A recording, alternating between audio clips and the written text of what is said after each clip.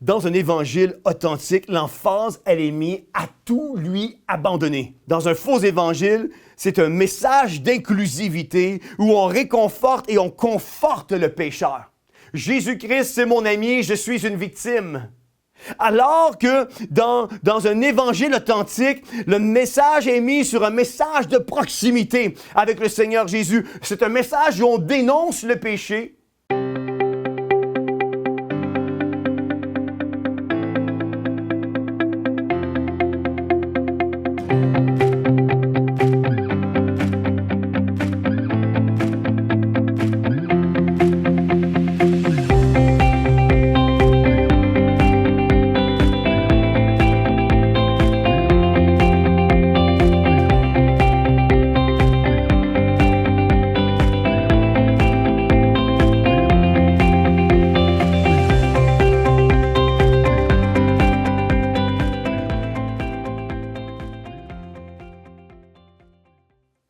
Bonjour, j'espère que vous allez bien à la maison. Ce dont j'ai à cœur de vous parler aujourd'hui, c'est un sujet qui est vraiment important. C'est un sujet pour les temps dans lesquels nous sommes aujourd'hui, les temps auxquels nous faisons face, c'est-à-dire les temps des jours de la fin. Et vous savez, dans les temps dans lesquels nous sommes aujourd'hui, il y a énormément de courants qui s'élèvent de part et d'autre à travers la planète. Des courants que lorsqu'on les regarde, peut sembler être des courants qui sont des courants chrétiens, des courants qui sont bien, des courants qui peuvent paraître selon ce que la parole de Dieu déclare. Mais lorsqu'on commence à creuser un petit peu plus en profondeur par rapport à ces courants religieux qui émanent de part et d'autre, nous sommes à même de constater que l'apparence peut être bien, mais lorsqu'on creuse un petit peu plus en profondeur, on s'aperçoit que ces courants-là sont diamétralement opposés à ce que la parole de Dieu déclare. Ces courants-là sont à l'antipode de ce que la parole de Dieu enseigne. Et c'est un peu là-dessus que j'ai à cœur de vous parler aujourd'hui. Vous savez, on a besoin aujourd'hui plus que jamais du discernement. Le discernement afin d'être capable de discerner le vrai du faux, l'ivraie du blé, les vierges sages des vierges folles. Que le Seigneur, dans les temps de la fin, puisse augmenter en chacun d'entre nous ce discernement afin d'être capable de discerner ce qui est de Dieu et ce qui n'est pas de Dieu, ce qui a l'apparence d'être de Dieu et ce qui est réellement authentifié avec le sceau du Saint-Esprit. Nous avons besoin plus que jamais que notre discernement puisse grandir, croître dans chacune de nos vies. Et pour ce faire, nous avons besoin de la parole de Dieu. Et pour ce faire, nous avons besoin de lire la parole de Dieu, de méditer la parole de Dieu. Vous savez, il y a une statistique qui date il y a peut-être un petit peu avant la pandémie, qui sort, il y a une organisation au Canada qui s'appelle le Evangelical Fellowship of Canada. À chaque année, cette organisation-là sort des sondages. Il y a un sondage qui avait été fait il y a à peu près 3 ans où on avait sondé le nombre de personnes qui lisaient leur Bible à chaque jour. Et pendant que vous pensez peut-être à un pourcentage, laissez-moi vous dire que c'est quand même assez frappant, assez choquant. Vous savez, il y a environ 5% des chrétiens au Canada qui vont lire leur Bible sur une base quotidienne, qui vont prendre du temps à lire la Bible à tous les jours. Seulement 5%. 5% des chrétiens vont lire leur Bible sur une base quotidienne. Combien maintenant, selon vous? Combien maintenant de chrétiens, de croyants, vont lire leur Bible sur une base mensuelle? Combien de chrétiens au Canada, selon vous, lisent la Bible minimalement une fois par mois? Mais la statistique va nous dire que seulement 14% des chrétiens au Canada vont lire leur Bible à tous les mois. 14%. 5% le font à tous les jours. 14% le font de façon mensuelle. Selon vous maintenant, combien de chrétiens au Canada prient à tous les jours? Combien de chrétiens au Canada prient à tous les jours? La statistique va nous dire que seulement 20% des chrétiens au Canada vont prier à tous les jours. Et ça l'inclut même la prière avant de manger. Nous sommes, chers frères et sœurs, chers amis, dans une situation extrêmement grave. Alors que nous sommes dans les temps de la fin, Alors que nous vivons la réalisation des prophéties bibliques des temps de la fin, nous nous retrouvons dans des temps aussi importants à voir à ce que 5% des chrétiens au Canada lisent leur Bible à tous les jours. Seulement 20% des chrétiens au Canada vont prier à tous les jours et ça inclut même la prière avant de manger. 14% des chrétiens vont lire leur Bible une fois par mois. Alors que nous sommes dans les temps de la fin et qu'il y a plusieurs séductions, il y a plusieurs fausses théologies, il y a plusieurs faux prophètes, il y a plusieurs faux enseignants qui s'élèvent partout à travers le monde, nous sommes dans des statistiques qui sont choquantes et frappantes. Comment pouvons-nous discerner le vrai du faux, l'ivraie du blé, les vierges sages des vierges folles, un évangile authentique versus un évangile falsifié? Comment pouvons-nous avoir ce discernement dans nos vies qui s'accroît si nous ne sommes pas ancrés dans la parole de Dieu, si nous ne lisons pas la parole de Dieu, si nous ne méditons pas la parole de Dieu, si nous n'avons pas de relation avec le Seigneur Jésus-Christ?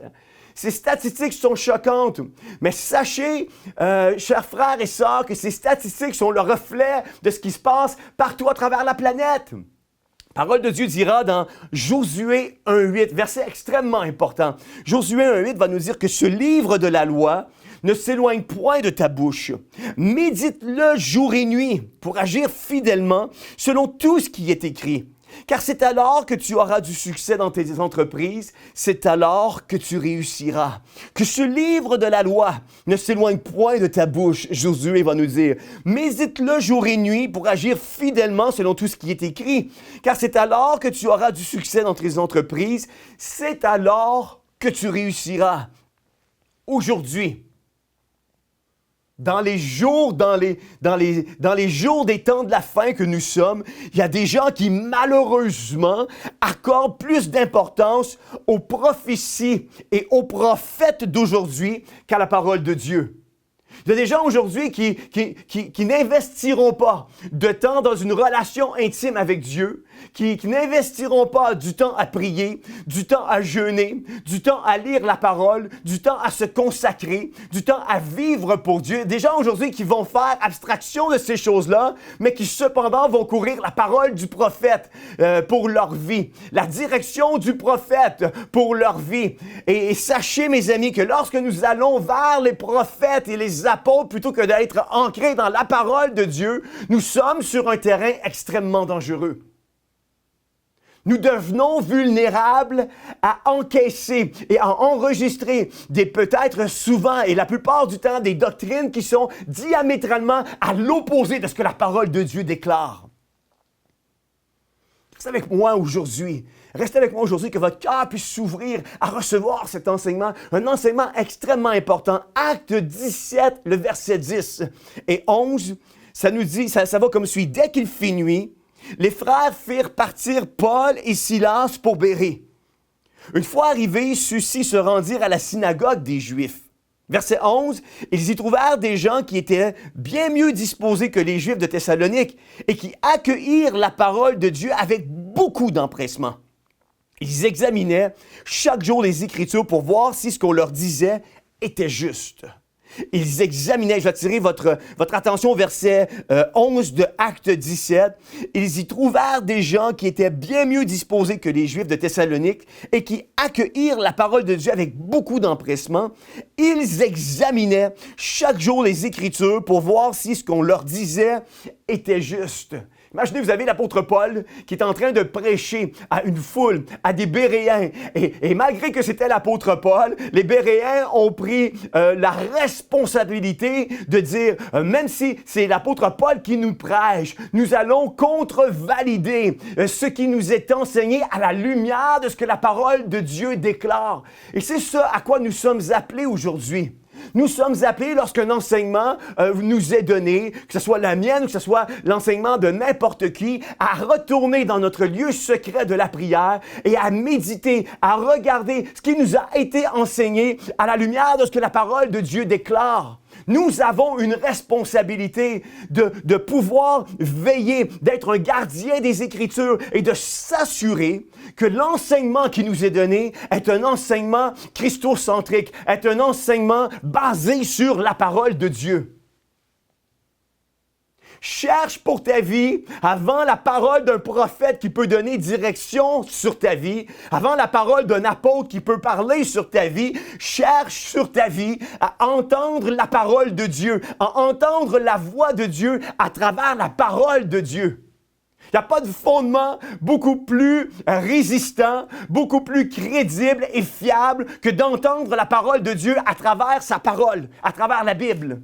Dieu a une parole pour toi et que tu puisses avoir cette maturité plutôt que de courir partout pour entendre la voix de Dieu à travers la voix d'un homme, entends la voix de Dieu à travers sa parole, à travers la Bible. Fais comme les Béréens, lorsqu'un enseignement est donné, viens la contrevalider à la lumière de ce que les Écritures déclarent. 1 Jean 4, les versets 1 à 3 va nous dire, « Mais attention, mes chers amis, ne vous fiez pas à n'importe quel esprit. » Il y a même des versions qui vont dire « N'ajoutez pas foi à tout esprit. Mettez les esprits à l'épreuve pour voir s'ils viennent de Dieu, car bien des prophètes de mensonges se sont répandus à travers le monde. » Ici, dans 1 Jean, on a même un avertissement que des prophètes de mensonges qui se sont répandus et qui continuent à se répandre à travers le monde. Voici comment savoir s'il s'agit de l'Esprit de Dieu. Tout esprit qui reconnaît que Jésus-Christ est devenu véritablement un homme vient de Dieu. Tout esprit, au contraire, qui ne reconnaît pas ce Jésus-là, ne vient pas de Dieu. C'est là l'esprit de l'Antichrist dont vous avez entendu annoncer la venue. Eh bien, dès à présent, cet esprit est dans le monde. Je veux attirer votre attention, au verset 1 de 1 Jean 4 qui dit, je le répète, mais attention mes chers amis, ne vous fiez pas à n'importe quel esprit ou n'ajoutez pas foi à tout esprit. Mettez les esprits à l'épreuve pour voir s'ils viennent de Dieu, car bien des prophètes de mensonges se sont répandus à travers le monde. Nous avons une responsabilité, nous avons un devoir. Ce devoir est à la lumière de ce que disent les Écritures, comme les Béréens, de contrevalider ce qui nous est enseigné à la lumière de ce que la parole de Dieu dit, afin d'être préservés aujourd'hui d'un enseignement qui serait antichrist. Un enseignement qui peut-être pourrait paraître à la lumière de ce qu'on voit crédible. Mais lorsqu'on creuse, nous nous apercevons qu'il y a tellement de manques. C'est un autre évangile qui nous est prêché. Vous savez, j'ai un de mes bons amis qui me disait que dans le poison ara, il y a 80% de bons nutriments. Dans le poison ara, 80% de ce qu'il contient, c'est de bons nutriments. Et nous retrouvons 20% de mauvais nutriments ou de poison. Et c'est le 20% de ce qu'on trouve dans le poison à rat qui finit par tuer le rat. Vous savez, une théologie où il y a 80-90% de vérité et 10 à 20% de mensonges, c'est un poison.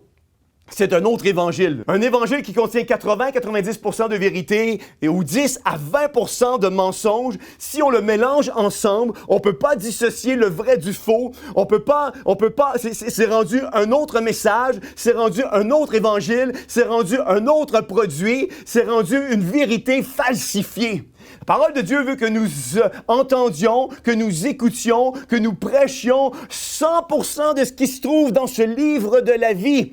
100% de ce qui se trouve d'un couvercle à l'autre et ne pas retirer, ne pas falsifier, ne pas changer des choses afin de satisfaire une foule. Dieu nous appelle à prêcher l'intégralité de la parole de Dieu. Et ma prière aujourd'hui, c'est que vous et moi, chacun d'entre nous, puissions avoir ce discernement-là, de discerner le vrai du faux, l'ivraie du blé, les vierges sages des vierges folles, un évangile authentique d'une fausse doctrine. Et Dieu sait qu'aujourd'hui, dans les temps de la fin, il y a un foisonnement, il y a une multiplication de fausses doctrines qui commencent à s'élever, qui à l'œil humain peut paraître crédible. Oh, les malades semblent guéris, la parole semble prêcher, mais lorsqu'on regarde à la lumière de ce que la Bible dit, on s'aperçoit que ces doctrines-là, il manque des éléments essentiels et c'est ce 10 à ce 20% de manquement ou de doctrines falsifiées qui finit par tuer est séparé dans notre relation avec Dieu. 2 Timothée 4, 3, 5 va nous dire « Car le temps viendra où les hommes ne voudront plus rien savoir de l'enseignement authentique. Au gré de leurs propres désirs, ils se choisiront une foule de maîtres à qui ils ne demanderont que de leur caresser agréablement les oreilles. Ils détourneront l'oreille de la vérité pour écouter des récits de pure invention. Mais toi, garde en toutes circonstances le contrôle de toi-même. Supporte les souffrances. Remplis bien ton rôle de prédicateur de l'Évangile. Accomplis pleinement ton ministère. Car le temps viendra, verset 3, où les hommes ne voudront plus rien savoir de l'enseignement authentique. Au gré de leurs propres désirs, ils se choisiront une foule de maîtres à qui ils ne demanderont que de leur caresser agréablement les oreilles. C'est ce qu'on vit aujourd'hui. C'est ce que nous vivons aujourd'hui. Nous avons malheureusement dilué le message de la parole de Dieu. Nous avons dilué ce message. Pour nous, aujourd'hui, une église à succès, c'est une méga church. C'est une église qui va contenir plusieurs centaines de personnes, plusieurs milliers de personnes qui vont régulièrement à l'église le dimanche matin. Aujourd'hui, nous avons des grandes foules, très peu de disciples. Nous avons des grandes foules qui vont à l'église, très peu de chrétiens consacrés. Aujourd'hui, l'Église, elle est pleine de personnes qui viennent pour voir un spectacle, pour un club social. Très peu viennent pour voir Jésus-Christ et entendre la parole de Dieu pour leur vie. Cette parole qui va les emmener à changer, à être transformés, à rechercher cette vie de sainteté, à rechercher cette vie de sanctification. Aujourd'hui, l'Église n'est pas le reflet de ce qu'elle devait être, ou n'est pas du moins le reflet de ce qu'elle était dans le livre des Actes des Apôtres. Et Dieu nous appelle à avoir ce discernement et à réaliser dans quel état l'Église est. L'Église est aujourd'hui dans un état d'apathie. Plus de relation, plus de lecture de la parole de Dieu, plus de consécration. Nous justifions le péché. Nous prêchons un évangile bonbon afin d'attirer des foules. Nous ne sommes pas en train d'annoncer l'évangile, la bonne nouvelle, de dénoncer le péché. Aujourd'hui, on va à l'Église, on n'entend même plus des messages où on dénonce le péché. Il y a qu'on prononce le retour. Il y a un jugement qui vient bientôt. Jésus-Christ revient chercher son Église. Ça devrait être l'espoir de chaque chrétien. Car le temps viendra où les hommes ne voudront plus rien savoir de l'enseignement authentique. Au gré de leurs propres désirs, ils se choisiront une foule de maîtres à qui ils ne demanderont que de leur caresser agréablement les oreilles. Ils détourneront l'oreille de la vérité pour écouter des récits de pure invention. Un autre évangile. Mais toi, garde en toutes circonstances le contrôle de toi-même. Supporte les souffrances. Supporte les souffrances. Aujourd'hui, tu es chrétien puis tu ne fais jamais face à de la souffrance ou à de l'opposition. Peut-être que tu devrais revoir ta définition de christianisme. Jésus a souffert, l'apôtre Paul a souffert, on peut le voir dans toute la nomenclature des persécutions auxquelles il a fait face. Les apôtres sont morts en martyrs. Aujourd'hui, Dieu recherche une voie contraire et solitaire qui va s'élever en dépit de l'opposition, en dépit de ce que l'on déclare, en dépit de ce que l'on dit être bon, en dépit d'un narratif que nos gouvernements poussent. Dieu se cherche aujourd'hui une église qui va se lever, cette voie contraire et solitaire. Comment fait-on pour être capable ou en venir à discerner, ou quels sont les signes plutôt qui nous emmènent à voir une fausse doctrine d'un évangile authentique? Je suis content que vous posiez la question. J'ai quelques exemples à vous donner. Un faux évangile ou des courants comme la nouvelle réforme apostolique qui émane et qui prend de plus en plus d'ampleur à travers le monde, ce sont souvent des organisations ou des mouvements dans lesquels tout est centré sur un homme. L'orgueil, l'élévation de la personne, un culte à l'homme où ce qui est prédominant, c'est l'homme. Alors qu'un évangile authentique, c'est centré sur Dieu. C'est centré sur Jésus-Christ. C'est christocentrique. C'est un évangile où on prêche l'humilité et on lui donne toute la gloire. Dieu est au centre de tout. Christ est au centre de tout. Un faux évangile L'emphase ou un faux évangile, ou même, je dirais pour le nommer, la nouvelle réforme apostolique, un nouveau mouvement ou un nouveau nom attribué à ce mouvement, devrais-je dire, c'est un évangile où on va prêcher la prospérité. L'emphase, elle est mise sur les finances. Il y a une emphase démesurée sur l'argent. Évangile de prospérité, emphase démesurée sur l'argent, c'est un faux évangile. Mais un évangile authentique, l'emphase, elle est mise sur un évangile d'intégrité.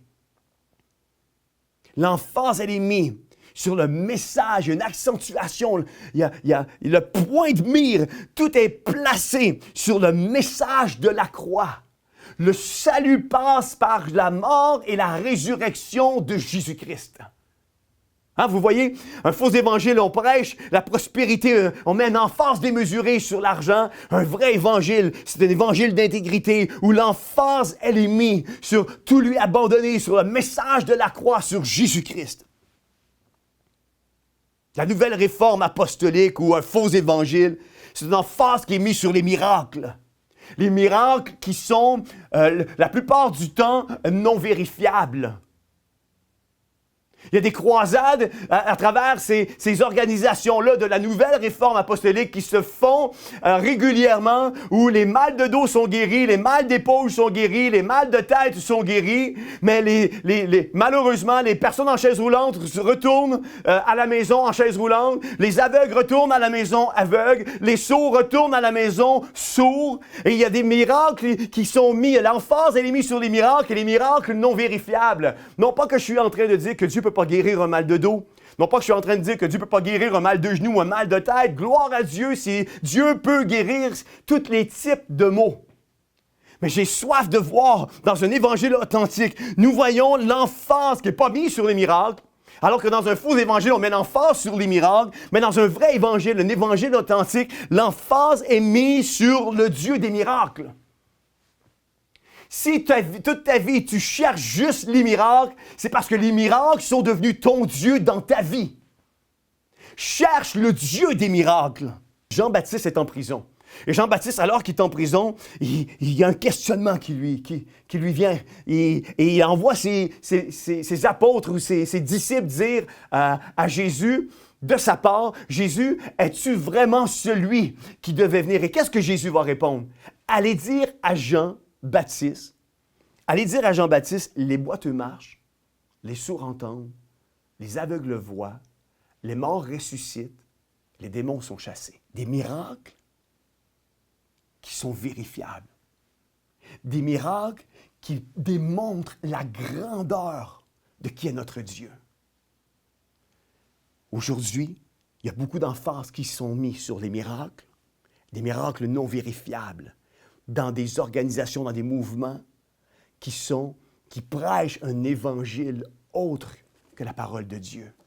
Dans un évangile authentique, les miracles ne sont pas la priorité. Nous recherchons le Dieu des miracles. Nous recherchons à voir des boiteux marcher, des sourds entendre, des aveugles qui voient, afin d'asseoir l'autorité de Jésus-Christ dans un faux évangile. L'emphase, elle est mise sur ce que Dieu peut te donner. Dans un évangile authentique, l'emphase, elle est mise à tout lui abandonner. Dans un faux évangile, c'est un message d'inclusivité où on réconforte et on conforte le pécheur. Jésus-Christ, c'est mon ami, je suis une victime. Alors que dans un évangile authentique, le message est mis sur un message de proximité avec le Seigneur Jésus. C'est un message où on dénonce le péché. C'est un message où on prêche de changer de vie, de changer de comportement, de porter du fruit. Tu ne peux pas, une fois que tu suis le Seigneur Jésus-Christ, tu ne peux pas être le même. Tu as un changement qui doit prendre place dans ton cœur. Tu dois arrêter de faire les choses que tu faisais et commencer à faire les choses que Dieu veut t'appeler à faire.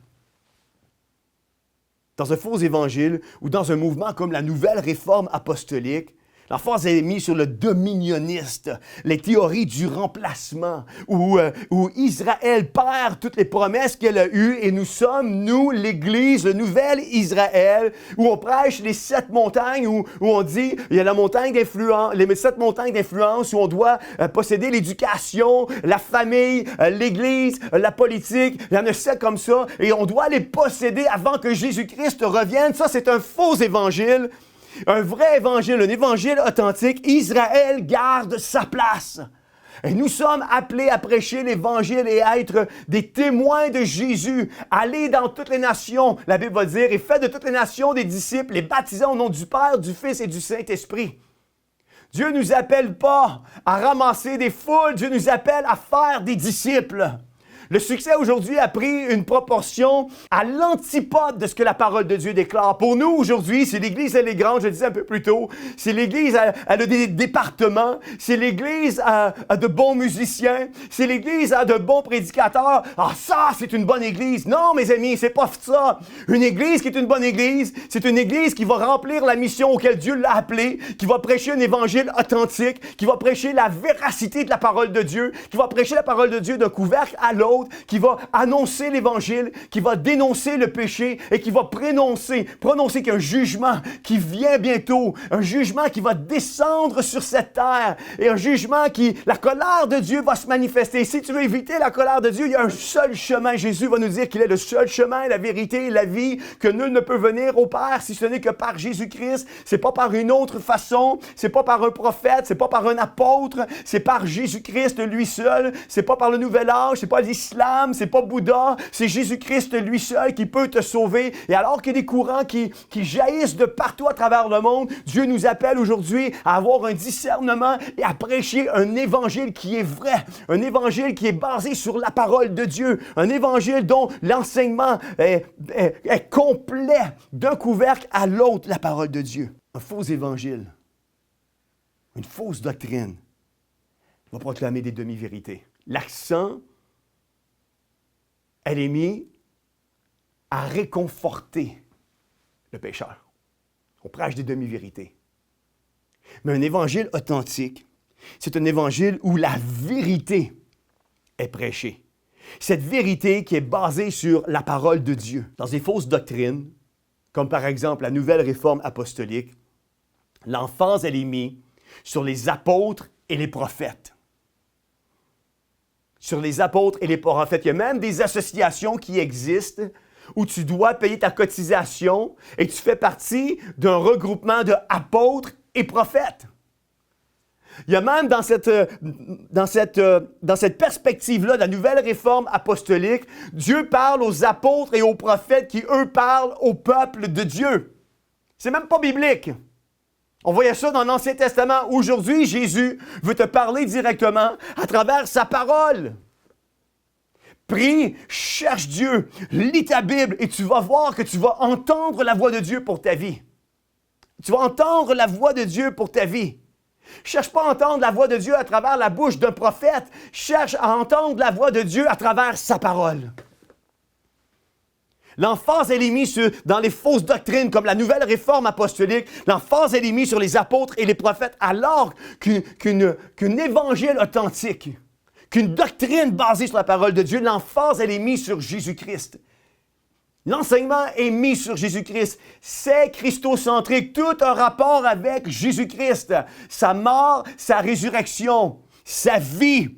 Tout a rapport avec Jésus. Jésus est le centre de cette théologie.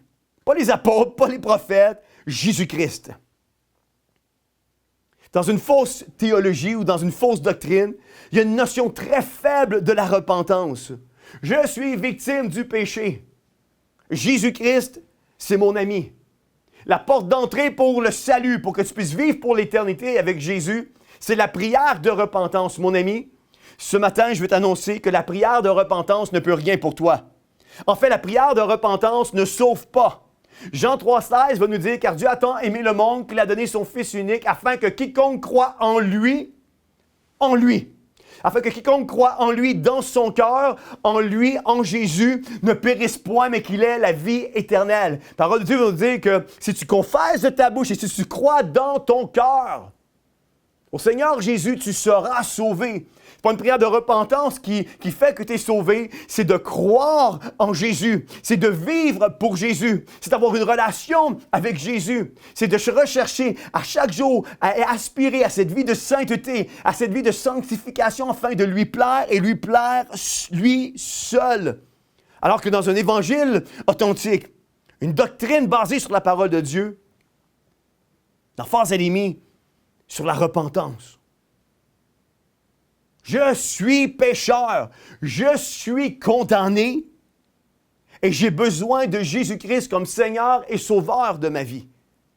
La porte d'entrée, c'est le salut en Jésus-Christ à travers sa venue. Imaginez, lui, l'infiniment grand, Dieu le Père, Dieu de l'univers, celui qui tient le monde dans le creux de sa main. La parole de Dieu va nous dire, lui qui est la Trinité, lui qui a enlevé une partie de lui-même et qui a envoyé Jésus marcher l'infiniment grand, qui se fait infiniment petit pour venir marcher sur sa création. Le message de l'espoir ou le message d'espoir pour l'humanité passe par sa venue sur la terre, passe par sa mort, passe par sa résurrection et à travers son sacrifice, nous avons la vie. Ça, c'est un évangile authentique. Tout tourne autour d'une expérience et d'une émotion. Vous savez, présentement, il y a des mouvements ou des organisations que si on ouvrait la lumière et on éteignait la musique, ces mouvements n'existent plus. C'est des mouvements dans lesquels on joue avec les émotions. Il y a une manipulation d'émotions. Vous savez, la distinction, elle est très, très mince. Elle est très, très mince entre une émotion puis l'onction. Dans des moments nostalgiques de ma vie, je pouvais peut-être écouter une des chansons de Céline Dion puis verser une larme. Mais ça, ce n'est pas l'onction. Ça, c'est une émotion. La différence, elle est mince entre les deux, mais il y a une différence qui est quand même marquée et considérable. Une émotion n'est pas l'onction de Dieu. Une émotion ne peut pas changer ta vie. La présence de Dieu peut changer ta vie. Une émotion ne peut pas remplir un vide dans ton cœur. Seul Dieu peut remplir le vide de ton cœur. Une émotion ne peut rien faire pour toi. Jésus-Christ peut tout faire pour toi. Dans une fausse doctrine, tout tourne autour d'une expérience et d'une émotion. Dans un évangile authentique, tout tourne autour d'une consécration établie sur la parole, sur un engagement. L'engagement avec Jésus-Christ. L'engagement de le suivre. L'engagement de lui consacrer ma vie. Dans les fausses doctrines, il y a un ésotérisme qui prend place. Il y a quelque chose de mystérieux qui est propagé, qui est promulgué. Alors que dans un évangile authentique, l'engagement, elle est mis envers l'autorité de la Bible, de la parole de Dieu. Dans les fausses doctrines, il y a une alliance écuménisme. Une alliance écuménique qui prend place dans les fausses doctrines où on est en train de mettre en place vraiment une religion mondiale, une association avec des gens qui ne vivent pas la parole de Dieu. On fait la promotion d'une religion, d'une seule religion. Alors que l'Évangile authentique, Jésus-Christ est le seul chemin. Jean 14,6 nous le dira, Jésus est le seul chemin, la vérité et la vie. J'ai déjà prêché la vérité ici, la notion dans le mot vérité, on retrouve cette notion de vérité morale et spirituelle. Jésus, c'est le seul chemin. Jésus, c'est la vérité morale et spirituelle. Il est la lumière du monde. Il est le seul chemin, la vérité et la vie. Nul ne vient au Père que par lui et lui seul. Dans les fausses doctrines, on trouve un engagement informel, alors que dans l'Évangile authentique, dans un Évangile authentique, on retrouve un engagement formel, basé sur la parole de Dieu. Dans un évangile faux, dans des fausses doctrines, on retrouve une adoration superficielle. Genre d'adoration où on va chanter le même chant pendant 25 fois. Genre d'adoration superficielle où même si ta vie est déréglée, c'est pas grave. Si tu es un bon musicien, tu peux venir jouer sur la plateforme, tu peux venir jouer sur le stage. En autant que tu aies un bon talent et que tu es capable de divertir la foule, tu as une place. Ça, mes amis, c'est très, très, très dangereux et très, très, très pernicieux. C'est un feu étranger que nous amenons sur l'autel du Seigneur Jésus-Christ. J'aime mieux pas avoir de band qui n'est pas consacré et à chanter et louer le Seigneur beaucoup plus avec un joueur de guitare qui est sous l'onction, avec une vie de consécration, nous amène à louer Dieu, que de louer Dieu avec un band qui ne vit pas ces changements de comportement, qui vivent dans le péché, qui justifient le péché dans leur vie, mais ils ont un talent, ils jouent bien de la musique. J'aime mieux louer le Seigneur avec un guitariste sous l'onction qu'avec un band professionnel. Ça devrait être notre désir de toucher Dieu à travers qui il est, à travers cette vie de sainteté, à travers cette sanctification auquel nous aspirons. Un faux évangile, c'est un évangile populaire, où on baisse les standards, où on prêche un autre évangile afin de satisfaire la foule, afin de leur prêcher ce qui est agréable aux oreilles. Dès qu'on commence à prêcher un évangile d'engagement, lorsqu'on commence à prêcher un évangile qui implique une consécration, qui expose le péché, la première chose qu'on va dire, c'est « Ah, t'es légaliste, toi! » Non, mais je prêche ce que la parole de Dieu déclare. Mais aujourd'hui, on est rendu dans l'autre spectre de libertinage où on justifie le péché. On prêche ce que les gens veulent entendre. On prêche plus la parole de Dieu. La parole de Dieu qui nous implique, qui est un miroir, qui nous expose, qui expose notre nature pécheresse telle qu'elle est et qui nous démontre notre véritable besoin d'avoir un Sauveur et Seigneur, celui de la parole de Dieu, celui que nous retrouvons dans la Bible, qui est Jésus-Christ. Un évangile populaire pour attirer des foules. On est même venu à croire, malheureusement, que le succès d'une église passait par le nombre de personnes qui la fréquentaient, alors que c'est un mensonge. Le succès d'une église est beaucoup plus axé sur le nombre de disciples, nombre de personnes consacrées que nous emmenons au Seigneur Jésus-Christ. Des fruits dans leur vie. J'avais déjà entendu une histoire qui disait... Il y a un pasteur qui avait été demandé à aller donner une entrevue dans une grande chaîne de télévision. Et puis, l'animateur qui le recevait lui a posé, puis c'est un pasteur d'une méga church aux États-Unis, et l'animateur lui avait demandé combien que de véritables chrétiens dans ton église? L'église qui avait plusieurs milliers de personnes. Et puis l'animateur avait répondu quelques centaines de personnes. L'animateur était un peu choqué parce qu'il savait que c'était une méga church. Il disait, je ne comprends pas. Je vais reposer ma question. Pasteur, vous avez une grande église aux États-Unis. Il y a plusieurs milliers de personnes qui, à chaque semaine, vont à l'église, sont présents dans votre église. Je vais reposer ma question.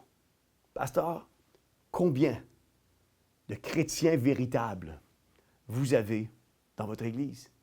Le pasteur a répondu, il dit, j'ai bien entendu votre question. La réponse demeure la même. J'ai quelques centaines de personnes dans mon église qui contient plusieurs milliers de personnes qui sont des véritables chrétiens. Et puis l'animateur, choqué, lui a demandé pourquoi vous dites quelques centaines alors que votre église contient quelques milliers de personnes. Le pasteur a répondu, le chiffre que je viens de vous donner est basé sur l'assistance que nous avons dans nos réunions de prière. Tu peux dire que tu es chrétien, tu peux aller à l'église. Mais si tu n'as pas une véritable relation avec Dieu, si tu ne lis pas ta parole, si tu ne pries pas sur une base quotidienne, dans le but d'être connecté avec Jésus, tu n'es pas un chrétien. Si j'arrête d'investir dans ma relation avec ma femme, tôt ou tard, je vais me retrouver face à un divorce. J'ai besoin d'entretenir cette relation. C'est la même chose avec Jésus-Christ. Nous avons besoin de lui. Nous avons besoin de prier, nous avons besoin de se rapprocher, nous avons besoin de jeûner, nous avons besoin de lire notre parole plus que jamais dans les temps dans lesquels nous sommes aujourd'hui. Sinon, il va arriver toutes sortes de mouvements, toutes sortes d'organisations qui ont l'air chrétiens, et si on n'est pas ancré dans la parole de Dieu, nous allons être séduits. Nous allons être séduits. Un faux évangile, une adoration superficielle, un évangile populaire pour attirer les foules. Un vrai évangile, l'évangile authentique, c'est une adoration authentique. C'est là où on vient et en toute simplicité, on se met à louer le Seigneur Jésus-Christ et le remercier pour tout ce qu'il a fait dans nos vies. C'est également le vrai évangile. C'est un message contraire et solitaire. C'est un message de Bible-believing Christian. C'est un message axé sur la parole de Dieu. C'est un message qui n'est pas populaire. C'est un message où tu annonces la bonne nouvelle de l'Évangile, certes.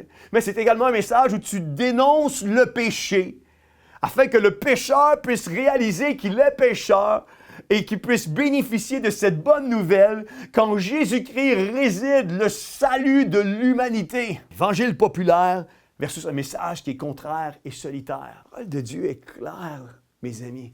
La parole de Dieu est claire. Lorsqu'on regarde à travers la parole de Dieu, Jésus va dire, je ne suis pas venu amener la paix, je suis venu amener la division. La mère contre la fille, la belle-mère contre la belle-fille, le père contre le fils, le beau-père contre le beau-fils. Il y a un prix à suivre Jésus. Es-tu prêt à payer ce prix? Colossiens 2,8. Je vais vous donner quelques versets. Colossiens 2,8 va nous dire, prenez garde que personne ne fasse de vous sa proie par la philosophie et par une vaine tromperie, s'appuyant sur la tradition des hommes, sur les rudiments du monde et non sur Christ. 1 Timothée 4, 1, 3 va nous dire, cependant, l'Esprit déclare clairement que dans les derniers temps, plusieurs se détourneront de la foi parce qu'ils s'attacheront à des esprits trompeurs et à des enseignements inspirés par des démons. Ils seront séduits par l'hypocrisie de prédicateurs de mensonges dont la conscience est comme marquée au fer rouge. Ces gens-là interdiront le mariage et exigeront que l'on s'abstienne de certains aliments alors que Dieu a créé toutes choses pour que les croyants, ceux qui connaissent la vérité, en jouissent avec reconnaissance. Aujourd'hui augmente en chacun d'entre nous ce discernement. Ce discernement. 2 Pierre 2, 1 à 3 va nous dire, « Autrefois, il y a eu des prophètes de mensonges parmi le peuple d'Israël. Il en sera de même parmi vous. Ces enseignants de mensonges introduiront subtilement parmi vous des erreurs qui mènent à la perdition. » Je reviens avec mon exemple de rat. 80% dans le poison de rat sont de bons nutriments, 20% tuent le rat. Un évangile, un autre évangile qui est prêché, qui n'est pas l'évangile authentique, qui n'est pas la parole de Dieu, qui est un évangile dans lequel on a retiré des choses ou on a rajouté des choses, c'est un faux évangile. C'est un autre produit, c'est un autre évangile. Et aller dans la direction d'un autre évangile, c'est de courir à notre perte, à notre perdition. Autrefois, il y a eu des prophètes de mensonges parmi le peuple d'Israël. Il en sera de même parmi vous. Ces enseignements de mensonges introduiront subtilement parmi vous des erreurs qui mènent à la perdition. Ils renieront le maître qui les a rachetés et attireront ainsi sur eux une perdition soudaine. Beaucoup de gens les suivront dans leur immoralité et à cause d'eux, la voie de la vérité sera discréditée. Par amour de l'argent, ils vous exploiteront. Tout ce qu'on a vu qui n'était pas un évangile authentique, qui était une fausse doctrine. Par l'amour de l'argent, ils vous exploiteront avec des histoires de leur propre invention. Mais il y a longtemps que leur condamnation est à l'œuvre et que la perdition les guette. Matthieu 24, 24 va nous dire « Car il s'élèvera de faux Christ et de faux prophètes. Ils feront de grands prodiges et des miracles au point de séduire, s'il était possible, même les élus. » Marc 13, 22, sensiblement la même chose. « Car il s'élèvera de faux Christ et de faux prophètes. Ils feront des prodiges et des miracles pour séduire les élus s'il était possible. » Jude, le verset 4 va nous dire « Car il s'est glissé parmi vous certains hommes dont la condamnation est écrite depuis longtemps, des impies qui changent la grâce de notre Dieu en dissolution et qui renient notre seul Maître et Seigneur Jésus-Christ. » Le verset 8 va nous dire « Malgré cela, ces hommes aussi entraînés par leur rêverie, souillent pareillement leur chair, méprisent l'autorité et injurie les gloires. » Galates 1, 6, 9 va nous dire « Je m'étonne de la rapidité avec laquelle vous abandonnez celui qui vous a appelé par la grâce du Christ pour vous tourner vers un autre message. » L'apôtre Paul ici est en train de parler aux Galatiens, en train de leur dire « Je suis étonné de voir la rapidité à laquelle vous abandonnez celui qui vous a appelé par sa grâce, soit le Seigneur Jésus-Christ, pour vous tourner vers un autre message, un message qui n'est pas le message de l'Évangile. » Comme s'il pouvait y avoir un autre message. Non! Il n'en existe pas d'autre. Mais il y a des gens qui sèment le trouble parmi vous et qui veulent renverser le message de Christ. Remarquez, aujourd'hui, on peut parler de Dieu. Les gens vont quand même le recevoir, mais dès qu'on parle de Christ et de son message, et que le salut de l'humanité passe par Jésus-Christ seulement, là, on commence à avoir des réactions. On commence à avoir des gens qui sont troublés, qui vont nous insulter. Tu peux me parler de Dieu, mais parle-moi pas de Jésus. Non, Jésus est le Fils de Dieu. Et le salut pour ta vie ne passe pas par une autre avenue si ce n'est que Jésus-Christ et Jésus-Christ seul. Eh bien, si quelqu'un même, verset 8, eh bien, si quelqu'un, même nous, ou même un ange du ciel vous annonçait un message différent de celui que nous vous avons annoncé, qu'il soit maudit. Je l'ai déjà dit, je le répète maintenant, si quelqu'un vous prêche un autre message que celui que vous avez reçu, qu'il soit maudit. J'attirerai votre attention ici, parce que l'apôtre Paul est conscient de cette séduction qui est omniprésente, de ces faux prophètes, de ces faux apôtres qui arrivent à prêcher un autre évangile et qui séduisent même les élus de Dieu. L'apôtre Paul va dire, et souvent, et c'est tout juste dernièrement, alors qu'on avait une discussion dans notre église maison, que quelqu'un me fait réaliser, et je veux vous le partager, quelqu'un me fait réaliser que c'est ce qui était mentionné ici. On oublie, l'apôtre Paul, ce qu'il dit, il va dire, eh bien, si quelqu'un, puis on va attacher de l'importance à un ange vous prêchait un autre évangile, mais l'apôtre Paul va dire, l'apôtre Paul va même s'inclure, eh bien, si quelqu'un, même nous, même moi, même un ange du ciel vous annonçait un message différent de celui que nous vous avons annoncé, qu'il soit maudit. L'apôtre Paul est en train de dire que le véritable évangile, c'est celui que je vous ai annoncé. Mais si un jour il arrivait quelqu'un qui vous prêchait un autre évangile, ou même moi, si j'arrivais à vous prêcher un autre évangile que celui que je vous ai prêché au préalable, ou même un ange arriverait et vous prêcherait un autre évangile que celui que je vous ai prêché au préalable, qu'il soit maudit. L'apôtre Paul est conscient d'une chose. L'apôtre Paul est conscient que la journée où il arrête d'être en relation avec Jésus-Christ, il devient une proie facile dans les mains de l'ennemi à peut-être être influencé par un autre évangile. La seule chose qui peut nous tenir à discerner un faux évangile, une fausse doctrine, d'un vrai évangile et d'une doctrine basée sur la parole de Dieu, c'est la relation avec Jésus-Christ. C'est de lire sa parole, c'est d'être en relation avec lui, c'est de prier, c'est de lire la Bible, c'est de jeûner, c'est de rechercher cette sainteté, c'est de rechercher cette sanctification, c'est de faire comme les Béréens, de contrevalider ce qui nous est enseigné, ce qui nous est prêché, et de regarder à la lumière de ce que la parole de Dieu déclare. C'est comme un Jean va nous dire, c'est de tester les esprits, de ne pas mettre foi dans tous les esprits ou dans tous les enseignements ou dans tout ce qui nous est prêché. Acte 20, 28 à 31 va nous dire « Prenez donc garde à vous-même et à tout le troupeau sur lequel le Saint-Esprit vous a établi évêque pour paître l'Église du Seigneur, qu'il s'établisse par son propre sang. Je sais qu'il s'introduira parmi vous après mon départ des loups cruels qui n'épargneront pas le troupeau et qu'il s'élèvera du milieu de vous des hommes qui enseigneront des choses pernicieuses pour entraîner les disciples après eux.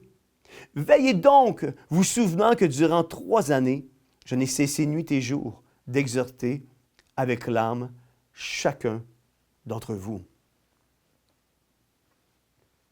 Aujourd'hui, on accepte. On en est venu à accepter une mauvaise théologie, sans se poser de questions, en étant placide et calme, sans dénoncer ces mauvaises théologies-là. Lorsqu'on ose exposer certaines façons de faire qui ne sont pas bibliques, nous devenons immédiatement accusés et critiqués. La parole de Dieu nous donne une responsabilité. Nous avons une responsabilité. Cette responsabilité, c'est de dénoncer les faux enseignements, les faux prophètes, les faux docteurs. Notre responsabilité, c'est de prêcher la bonne nouvelle et l'Évangile authentique. De prêcher ce que la parole de Dieu déclare d'un couvercle à l'autre. De prêcher l'entièreté sans rajouter. De prêcher l'entièreté sans enlever. De prêcher la totalité de ce qu'on retrouve dans la parole de Dieu. Un bon message est un message christocentrique, où Jésus-Christ est la pierre angulaire, du message, et qu'il est la solution pour les vies brisées. Le vrai évangile, c'est un évangile où Jésus-Christ est annoncé. où le péché est dénoncé et où le retour de Jésus-Christ est proclamé. Il y a un jugement qui s'en vient.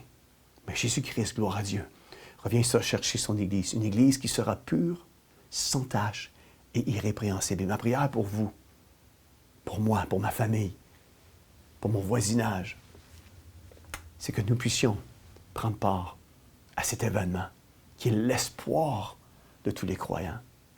La prière ce matin, ou aujourd'hui, la prière aujourd'hui, c'est que nous puissions, vous et moi, être dans sa présence, demeurer dans sa présence, afin que nous puissions voir ce discernement-là s'accroître en nous et que nous puissions en venir aujourd'hui, dans les temps les plus importants de l'histoire de l'humanité, à discerner le vrai du faux, l'ivraie du blé, les vrais miracles de ce qui n'est pas un vrai miracle, l'Évangile authentique, que nous puissions arriver à discerner et bien finir notre course. Vous savez, en terminant, la façon dont on a débuté notre course, c'est important, mais ce n'est pas ce qui est le plus important.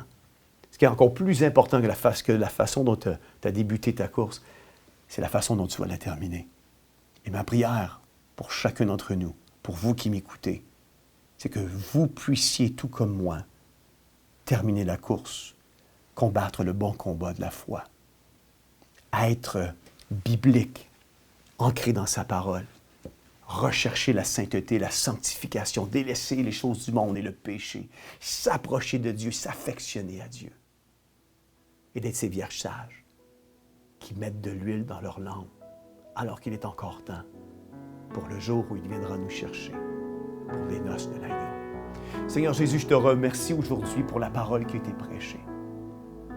Cette parole qui a été déclarée, je prie que tu puisses faire grandir en nous ce désir de s'approcher de toi, ce désir de marcher pour toi, ce désir de vivre pour toi, ce désir d'être ancré dans ta parole.